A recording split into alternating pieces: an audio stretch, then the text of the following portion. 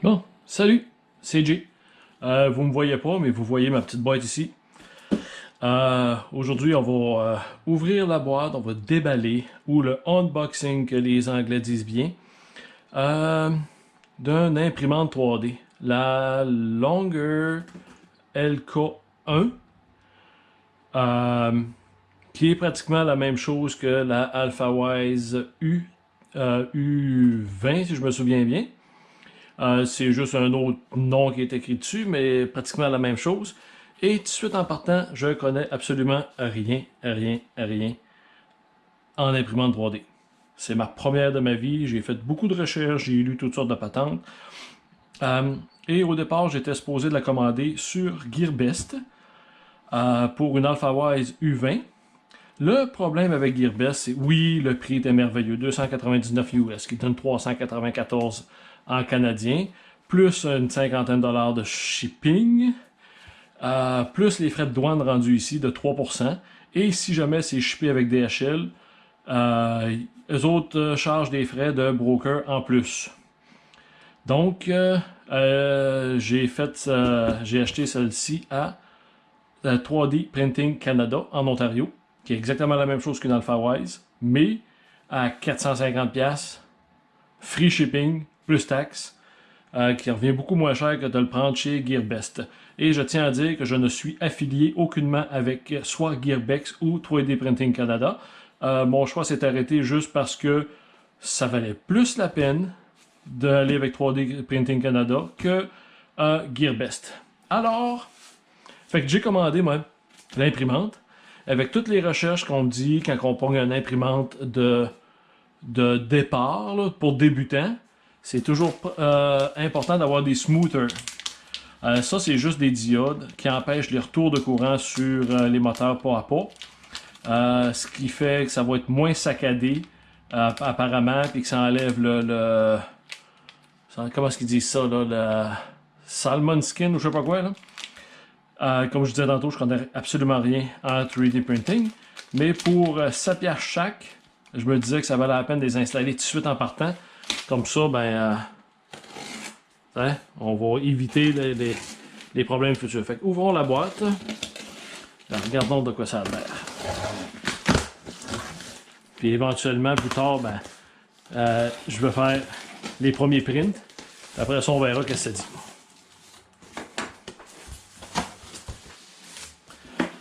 Fait que très bien emballé. Première des choses. Voilà la patente. Manuel. Ça, c'est la base. C'est effectivement ça, la base. Je vais essayer de sortir ça.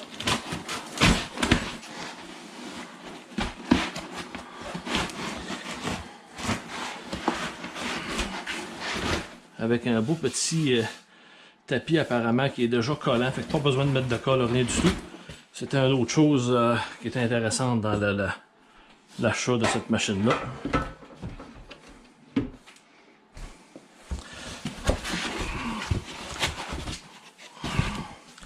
Le boîtier de contrôle qui a un écran 2.8 pouces tactile, un touchscreen 2.8 pouces.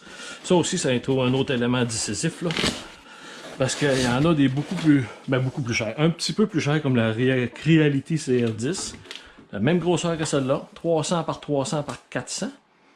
Sauf que ce que je trouvais plate de la Creality, c'est que à peu près 150$ de plus. Mais c'est encore un vieil écran monochrome avec un petit piton que tu tournes. Fait que tant qu'à payer un peu plus cher, c'est aussi bien d'avoir le max à mon avis à moi. Pour ce que mon avis peut compter, là, mais c'est pas grave. Mais je tiens à dire que celle-ci est très bien emballée. Et ça a l'air très solide. En plus, j'aime ça. J'aime bien ça, mais les affaires solides. Et voilà, le gantry en anglais, qui est le chariot en français. Ou appelez-le comme vous le voulez. Là. Je vais mettre ça ici, 2 secondes.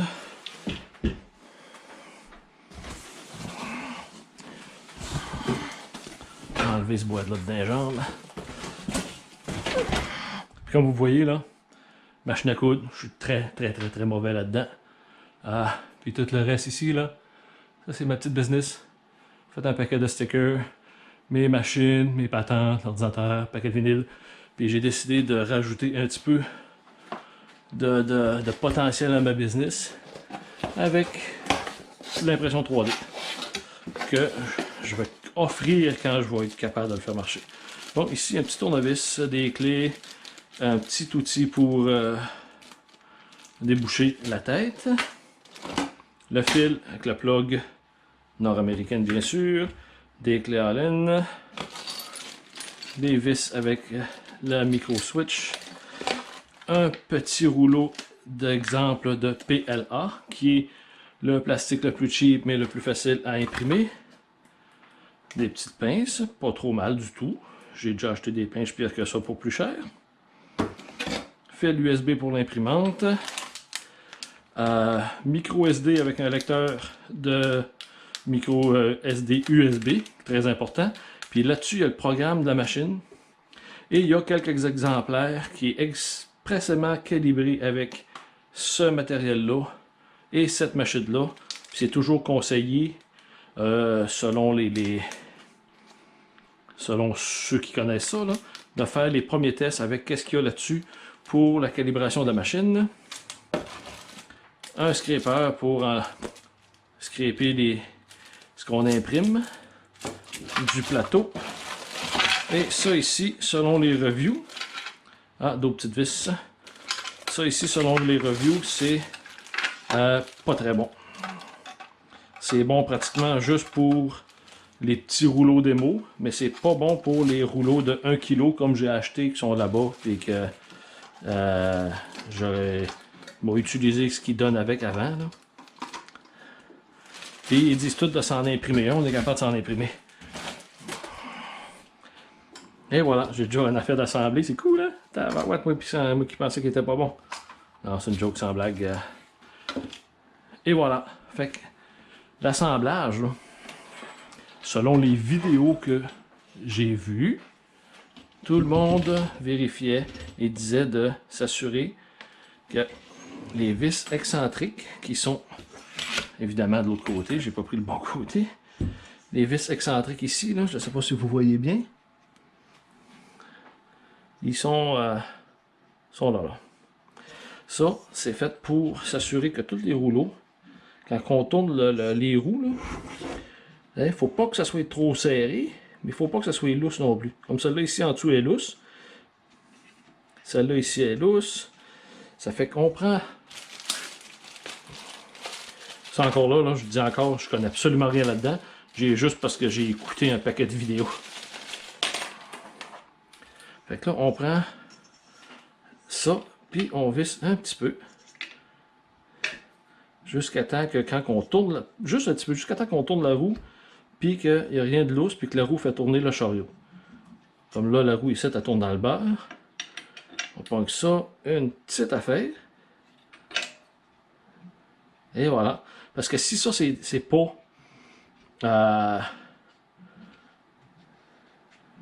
c'est pas bien serré, là. Ben, ça peut... ça va faire des vibrations, puis ça va se répéter dans dans la pièce qu'on va imprimer. Puis si c'est trop serré, ben, le moteur va avoir de la misère à faire fonctionner. Fait que là, c'est très smooth, très bien. C'est très solide.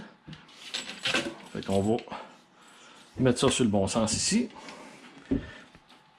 Il y en a qui disent de vérifier le plateau ici, parce que c'est une espèce de vitre, puis il y en a qui disent que la vitre chinoise ne fait pas tout le temps droite. Il peut avoir celle-là est parfaitement droite. On peut-être une petite affaire au centre. On arrangera ça plus tard. Mais c'est peut-être juste parce qu'il n'est pas aligné. Anyway, fait que là, on sort nos patentes ici. Le T avec la micro switch pour l'axe des Z va de ce côté-ci. Après avoir installé la patente là, va de ce côté-ci parce que Les câblages vont de ce côté-là. La courroie qui est bien tendue. Bon, puis celui-là ici va aller en arrière. Les grandes vis, les plus grosses, vont pour ça. Là, ici, on a l'extrudeur.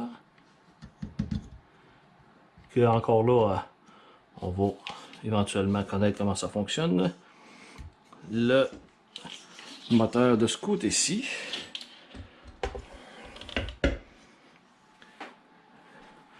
La clé Allen qui fit là-dessus. Celle-là ici.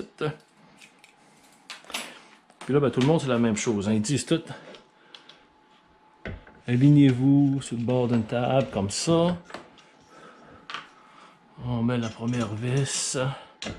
Puis là, il y en a certains imprimantes que j'ai vues. Ils ont comme une espèce de petit T qui se rentre ici, puis la vis rentre dans le T. Ceux-là, il y a des filets. Oups! Ceux-là, il y a des filets directement. On assemble. On visse.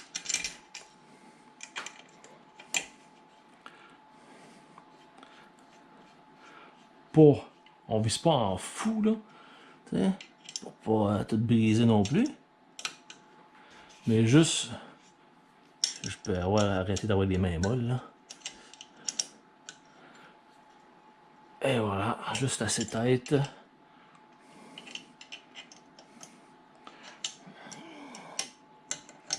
Ben voyons.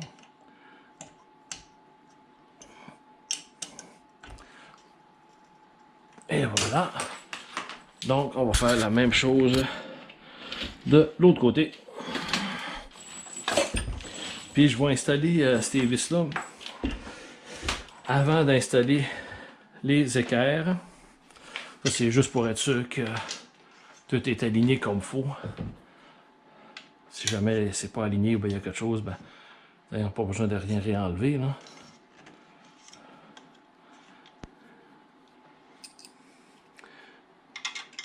Puis on voit très bien que cette imprimante-là, elle a déjà été assemblée, mais elle était neuve dans la boîte, là. C'est juste l'usine. À l'usine, eux autres, ils font leur assemblage.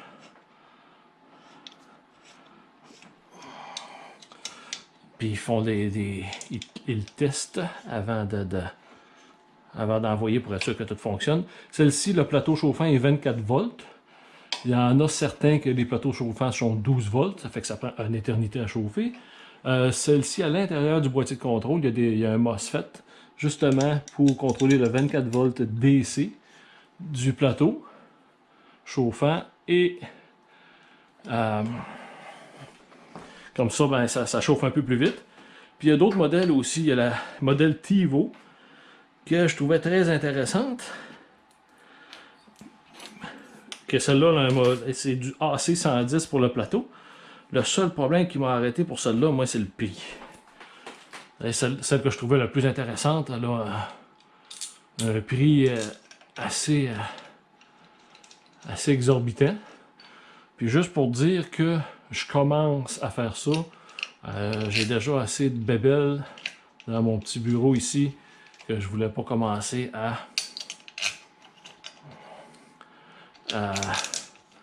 investir un peu trop. Si jamais ça marche pas, ben j'ai pas trop perdu d'argent. Au lieu de vouloir en faire trop, puis trop gros, puis trop cher tout de suite en partant. Fait qu'à un moment donné, il faut quand même se limiter. À moins qu'on soit millionnaire, mais c'est pas mon cas. Et nous, si je serais millionnaire, je ferais pas de business. Je passerais ma vie à la chasse et à la pêche.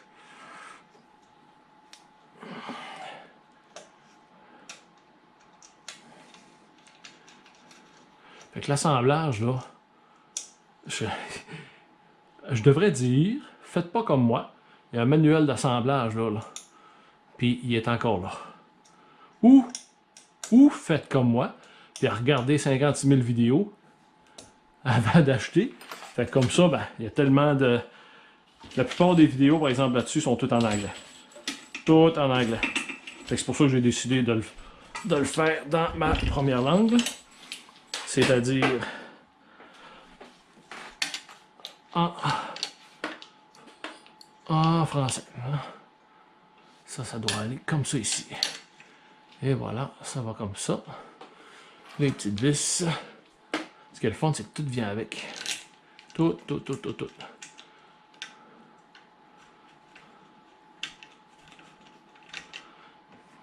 Pas de gossage. Il y en a qui ont qui sont nerds un peu. J'ai rien contre ça, là. Absolument rien contre ça. Au contraire, tout le monde a sa place, puis ça m'en prend des nerds comme ça fait des choses que moi je fais pas. Et il y en a qui... Puis moi je fais des choses que certains autres font pas. Anyway, tout ça pour dire que tous les outils viennent avec. Tout ce qu'on a besoin pour l'assemblage, le nettoyage et l'ajustement vient avec.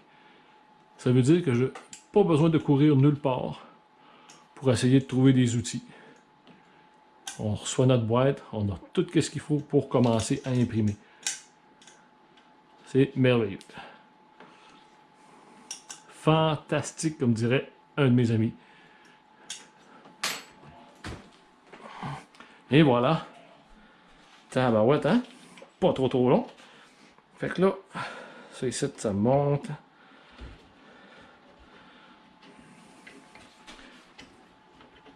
Ça devrait.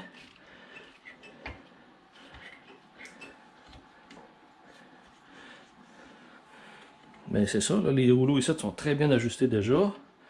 Ici, peut-être une petite affaire qui en manque, une petite affaire, mais pas beaucoup.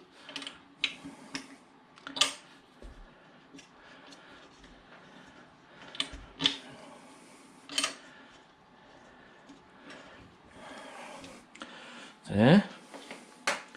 Ça, puis ça. Ça, j'ai plus besoin de ça. Tasser ça. Et voilà, c'est presque tout assemblé déjà, c'est incroyable. Hein? Puis là, ben, on va y aller directement avec installer les smoothers. Ça me fait penser à smoothie. Ça me donne faim un peu. Puis pour faire lever ça, là, faut mettre les moteurs au neutre. Parce qu'il y a un autre excentrique juste ici en dessous ici là. Puis on va peut-être être obligé de. Ouais, on va être obligé de le resserrer un petit peu. Puis ça va vous donner l'intérieur du boîtier de contrôle en même temps. Il y a une chose, ici là, c'est la sortie d'air du power supply, il y a de l'air chaud. Excusez-moi. Cette eau chaude là, elle pousse par là-bas. Puis ça peut faire onduler votre pièce qui s'imprime. Fait que online, je me souviens plus exactement le site web, là, mais je vais le trouver. Ou bien je vais le mettre dans la description quand je vais avoir fini de tourner cette vidéo-là. Là-dedans, il y a un petit fichier pour imprimer un déflecteur qui s'installe sur la grille de l'autre côté pour que l'air chaud s'en aille pas sur la pièce qui est imprimée et éviter les ondulations de plastique. Bon, qu'est-ce qu'on a à l'intérieur de ça? Ouh, on a encore des vis. Hein? Peut-être juste ces deux-là en haut. On va voir ce que ça dit. Peut-être pas. On verra.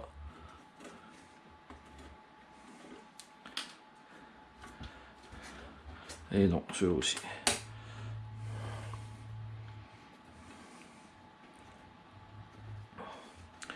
Très beau, très belle petite machine, par exemple.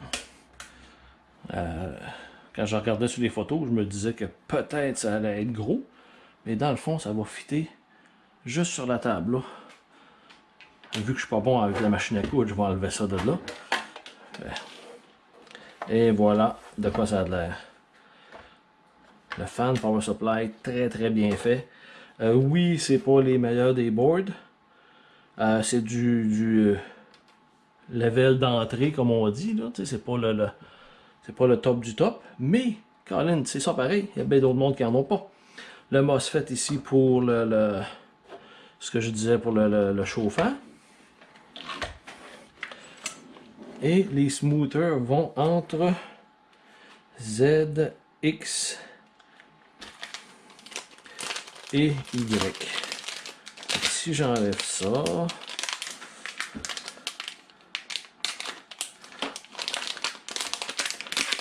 on balle ça, donc ça se peut pas.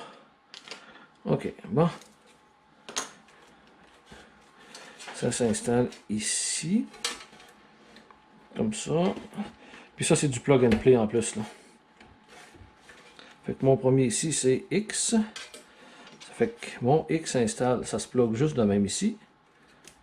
Puis là, j'ai un petit fil qui va se rajouter comme ça. Et comme ça. Et voilà.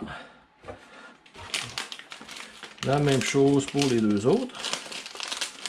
Puis là, le ticoun que je suis, ça m'arrive des fois, comme ça arrive à tout le monde. J'aurais dû, bien sûr... Ça, il n'y a pas de sens. Hein? C'est un bord ou de l'autre, ça fait pareil. J'aurais dû, bien sûr, amener du tape ou du shrink tube ou quelque chose de genre. Mais, j'ai toujours un tour dans mon sac. Je pense toujours d'avance. Ça fait partie de ma job normale, ça. Parce que ça, ma petite business ici, c'est vraiment pas ma job normale. Là, je fais ça pour m'amuser. Au départ, c'était une petite entreprise pour que mon fils autisme puisse travailler un petit peu. Mais il s'est tellement amélioré qu'il a réussi à se faire accepter au collège en programmation. Donc, ça a changé les plans un petit peu. Mais j'ai décidé de garder ma petite business pareil. Parce que j'aime ça, m'amuser là-dedans. Puis tout le monde a besoin d'un passe-temps. Tant qu'à... Là, je disais tantôt que j'ai plus qu'un tour dans mon sac. Hein? Regardez ça. Là. Fait que je vais mettre mes smoothers dans un sac de même. Fait que comme ça, ça ne fera pas de coupe-circuit nulle part. Puis c'est des diodes, fait que ça ne chauffera pas assez. Puis si jamais ça chauffe, ben, je vais être à côté, puis on le déploiera, puis c'est tout.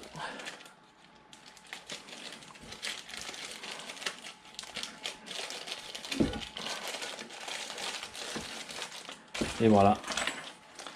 On referme le tout. Ça, je suis capable.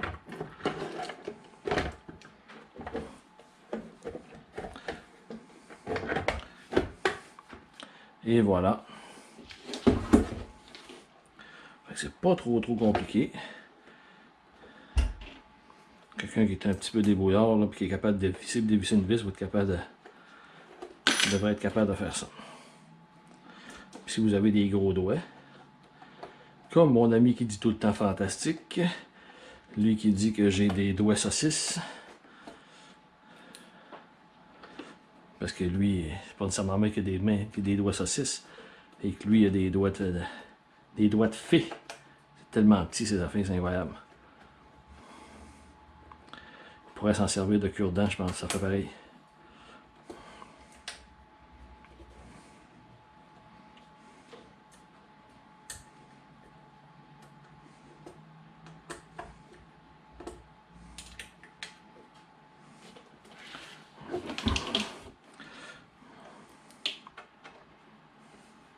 J'espère que vous avez bien vu. J'essaie de checker un petit coup d'œil une fois de temps en temps sur mon téléphone pour voir si le cadrage de l'image est bien. Mais étant donné que je suis tout le temps tout seul, ben c'est volontaire. Je dois dire ça, c'est volontaire. Il y en a qui sont tout seuls mais qui ne veulent pas être tout seuls. Moi je suis tout seul puis je suis bien tout seul. Ben alors j'ai des enfants, j'ai ma blonde.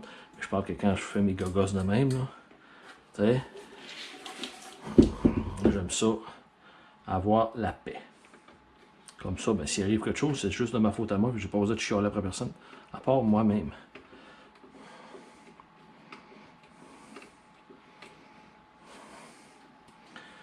Là, ben, mon petit garçon et ma conjointe sont en train d'écouter un film. Et moi qui n'aime pas écouter les films, donc j'en profite pour gosser avec ma patente ici. Puis je dis souvent gosser, hein, c'est pas pour rien que mon channel s'appelle J le gosseux. Parce que je suis tout le temps en train de gosser. Puis pour ceux qui ne savent pas c'est quoi un gosseux, là, ou de gosser, c'est une vieille expression que dans le temps, il gossait un morceau de bois. Ça veut dire qu'il y avait un canif ou un couteau, quelque chose de genre, puis il faisait du sculptage dans un morceau de bois. Puis il y en a qui disaient qu'on était en train de gosser dans un morceau de bois. Puis là, ben, c'est resté, l'expression c'est resté quand on gosse, ben on gosse. Ça veut dire qu'on n'a rien à faire, mais on s'amuse avec quelque chose pareil. Fait que ça, c'est connecteur ici, connecteur pour le plateau chauffant. Ensuite, connecteur pour la buse chauffante. On ne peut pas se tromper parce que c'est deux connecteurs avec des nombres de pins différentes. Pas la même quantité de pins, devrais-je dire. Fait qu'on ne peut pas se tromper.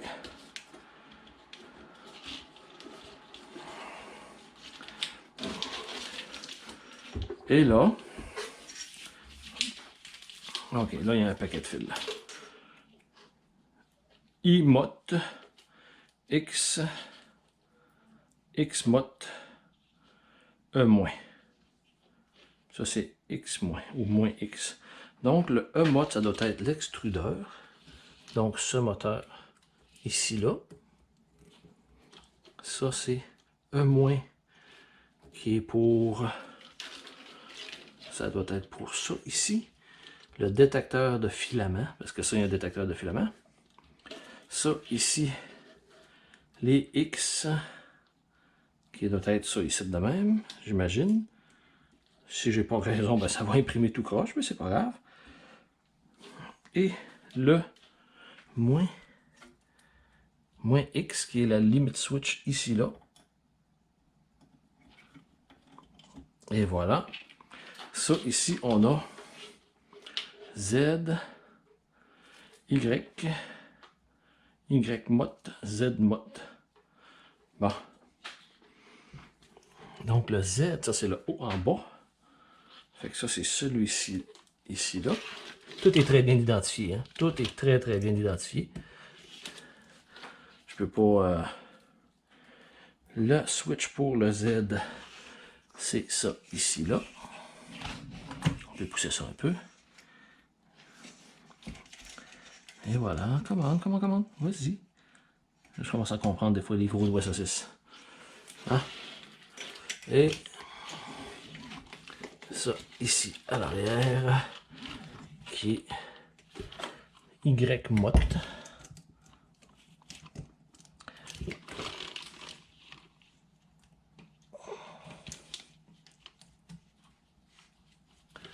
Et le moins Y qui est pour la limit switch.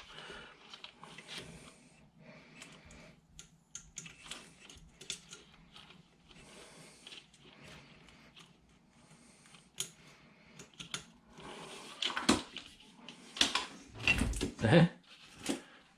Ma boîte, c'est pas trop long, hein? Ça a pris une demi-heure. Une demi-heure pour quelqu'un qui connaît absolument rien. Là, il nous donne des petites attaches de plastique, communément appelées zip tie ou tie wrap ou whatever vous voulez l'appeler. C'est comme vous voulez, ça me dérange pas. Moi, j'appelle ça des tie wrap. Puis quand je suis au travail, si je dis tie wrap aux Anglais, ils connaissent pas ça. Donc, je leur dis des zip ties. Puis là, ben, ah, des zip ties. Là, ils sont tout contents. Fait que là, la courroie ici a de l'air très bien ajustée. Celle ici aussi, pour mes connaissances. Fait que, et voilà, on a notre imprimante. Longueur, longer, longueur, appelez-la comme vous voulez. L-O-N-G-E-R. LK1. Parce qu'il y a la LK2 aussi, qui est exactement pareil que la Alpha Wise, ou comme diraient nos amis les Français, Alpha Wiz. U30, qui est pratiquement la même chose que ça, plus petit format. Le contrôleur, il est comme en dessous, puis le petit écran qu'on peut mettre soit d'un côté ou soit de l'autre. Mais à part de ça, c'est pratiquement exactement la même machine. Fait que merci beaucoup pour aujourd'hui. Je pense que c'est ma première épisode aussi long que ça à vie. À part peut-être la fois que j'ai gossé après mon kayak de pêche. Mais je m'en souviens plus trop. Anyway, et voilà. C'est assemblé. Fait que je vais juste vous dire le bonsoir. Moi, je vais aller me reposer un petit brin. Puis, quand ça va être le temps de mettre ça en route, ben, on fera une autre vidéo comment est-ce que j'ai fait pour mettre ça en route. Puis avec le résultat de ma première impression. Merci beaucoup. Bye bye.